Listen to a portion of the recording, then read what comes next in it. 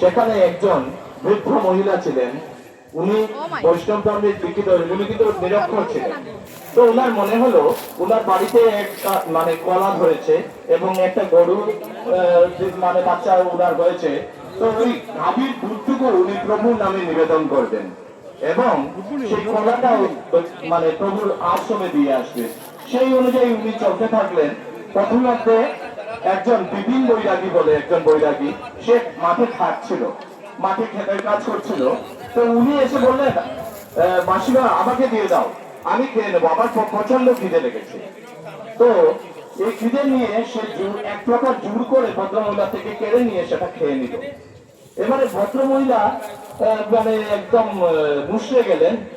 হ্যাঁ, মুশড়ে গেলেন যে কি হলো, আমি দেব প্রভুর জন্য ও খেয়ে নিল। এই মনোভাব নিয়ে উনি আশ্রমের দিকে যাত্রা করলেন, মনটা বিষণ্ণ।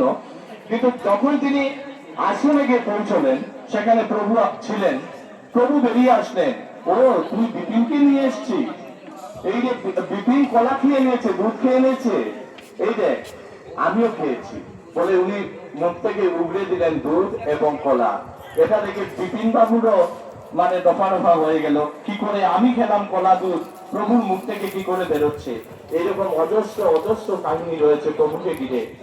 যেমন ট্যাক্সিতে মেজর কাছে ভালোবাসাকে